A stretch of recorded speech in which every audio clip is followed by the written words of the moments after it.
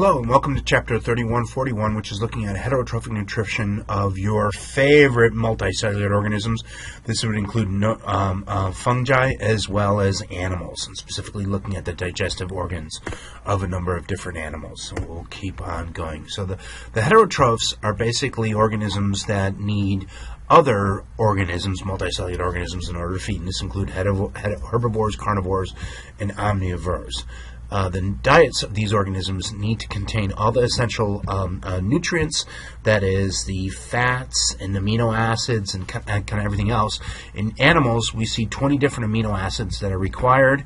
If you don't get all those, you get what's called a protein deficiency. When we have 13, roughly in humans, 13 essential vitamins that we need to get from our diet, our bodies do not create those. And I'm going to go over this as well. Digestion is a process by which food is converted to substances that we can be absorbed into our body. And so, again, a hamburger and a protozoan and grass can't be absorbed by our body. What happens with all of these is they get converted into their components, which include fatty acids, simple sugars, and amino acids. And then these then can be used to either create ATP through a process called cell respiration, or they can be used as the raw materials to actually create the body as well, and the tissues and kind of everything else. So again, I showed you this graph here on food stages of food processing, where we have mechanical digestion, physically breaking apart. The pieces of food then would be chemically digested through a process that we call enzymatic hydrolysis. These small molecules would then be absorbed through the GI tract into the body, into the circulatory system, and then undigested materials would be released. Also, the body also can put certain waste products into this stream in order to get rid of that materials. And so we call this ingestion, digestion, absorption, and elimination, the four processes of basically this setup. So in digestion of food, the food is first mixed with saliva, and saliva has in it the enzyme salivary amylase. Enzymes are to digestion basically the proteins that do the work, and they actually break things apart. Without the enzymes, basically the reactions would not occur. And so when you have a polymer that's made up of a monomer of many sugars, in order to get those monomers out, you have to have an enzyme that will kind of break this down. And so again, when we talk about this digestion, there's two modes. We have the physical breakdown, again like a jackhammer, physically breaking things into smaller pieces, adding a little bit of water, and actually adding the enzymes to it. In a chemical digestion, basically we use we have enzymes that break down large molecules, but also some of the acids and some of the other things. So what do you think teeth chewing is? Physical digestion. Again, things like the gizzard that birds have are this part of this physical digestion. In our mouths, we have the saliva glands, which actually produce an amylase, an enzyme that kind of help break things down. And so, again, that's very critical. Single-celled organisms, very similarly, use phagocytosis, but we're not going to talk about that. Again, not all organisms do both. Again, what do you need for digestion? Do you always need teeth? And again, here is an example of a sea anemone eating a sea star. Do they both have teeth? Not necessarily. We looked at the amoeba and how they engulf their prey and how they digest stuff. Next, I want to talk a little bit about extracellular versus intercellular digestion. Intercellular is where the food is digested on the inside of the cells, and extracellular digestion, the food is digested on the outside of the cells. And so again, we're going to talk about animals, and we're going to talk about fungi. And again, many protists, paramecium, etc., have this intercellular digestion. Now, certain of our cells are capable of this intercellular digestion, but we don't use that to digest our food. We use an extracellular process, but again, we hold that food inside of our body so that food will not go away. And again, it's done in a cavity, and again, in fungi, we don't necessarily do that. So here's in a tree of life, we're looking at fungi. These are organisms that are all similar to us. Again, the plants make their own food. They're autotrophs, and the heterotrophs are the fungi and the animals. And again, there are some heterotrophs that are protists. We don't see those. Again, be aware of the fungal body structure. Be aware of this stuff here that we call mycelium here, and that a mushroom is just a combination of all those hyphae together. What's really kind of interesting is the fungi are a little bit different in that they grow into their food and digest their food in place and take the nutrients inside of them. And again, no mouth, no physical digestion. I'm not going to go over this particular one, but the answer is fungal enzymes, very similar. So in animals, we look at the animals.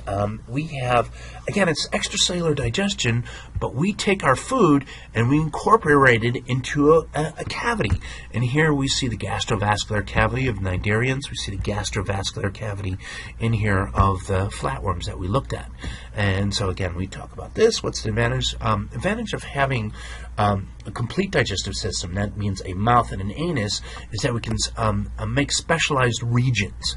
Again, when your mouth is your anus, you can't necessarily specialize regions, and so it makes it a little bit harder, and we'll kind of go on it. But again, they're able to digest, they're able to do the same things that we can.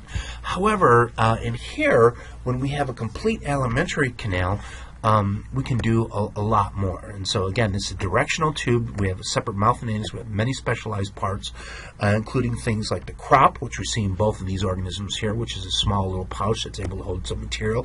And we have a gizzard, which is, again, is able to help in digestion. If you notice, this worm and the bird here do not have teeth, and they are not able to grind the food like we are able to do. And so they have the gizzard. So we'll talk about that. Again, there are certain things that we can't digest. Cellulose, which is a fiber.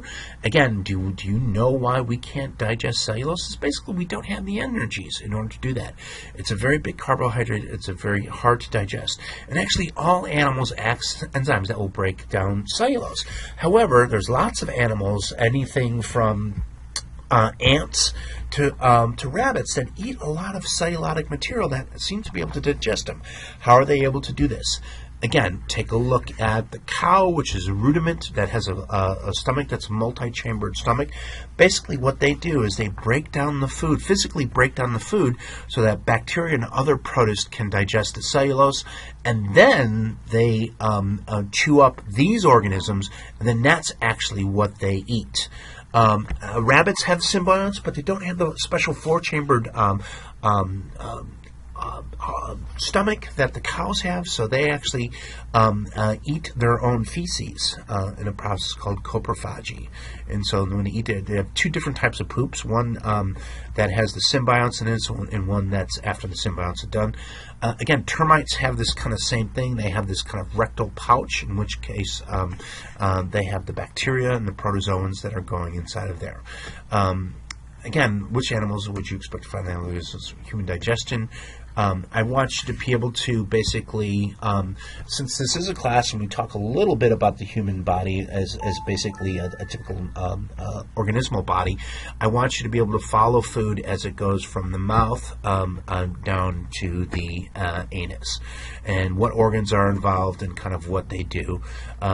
Again, we have a hollow tube that's roughly about 30 feet long within us, and has two openings.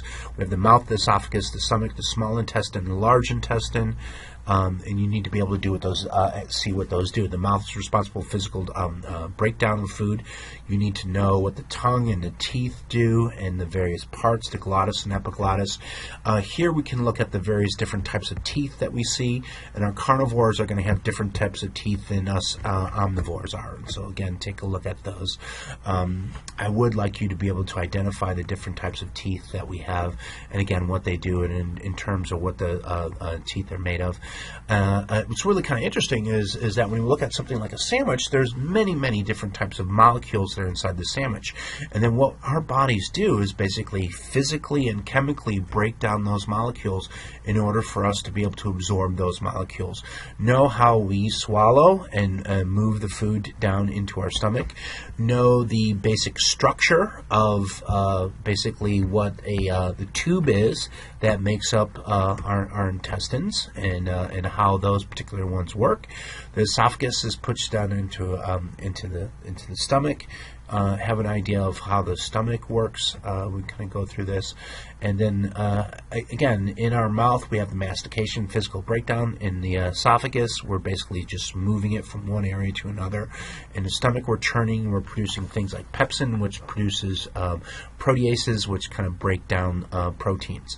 The pancreas and the gallbladder are responsible for kind of helping break things down a little bit more, and kind of know what parts they are. Again, be able to describe how the microvilli work, and they allow the surface of this to go. And basically, we have relatively few, 1, 2, maybe 3 cell lengths in order for that food to go into that capillary layer. Again, we should be done with this. The final 24 hours, basically, we remove the water. Again, here's the appendix, which is the linking between the large intestine and the small intestine. We have resident bacteria in the gut that breaks down the material. It produces some vitamins for us, also produces some gas. Basically, the water is absorbed so that we don't lose too much water. We have this dry sphincter by dry feces. Again, we'll go over this.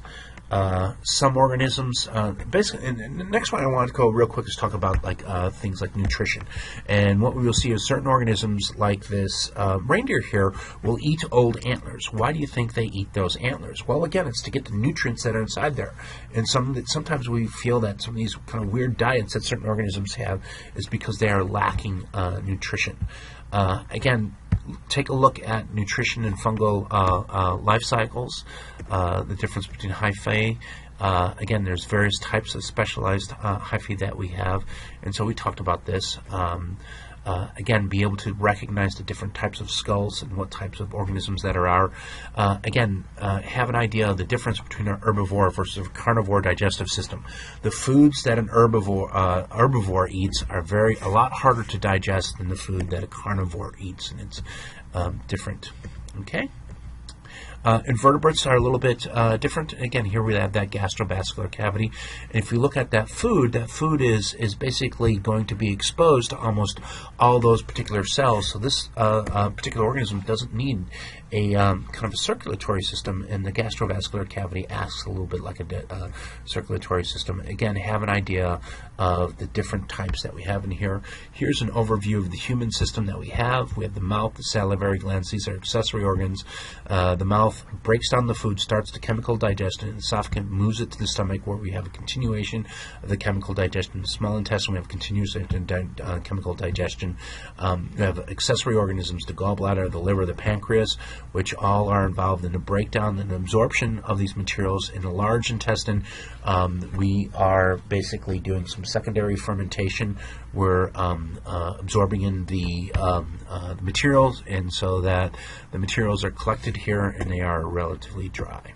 Okay, and so again, it's the human system that we need to know about.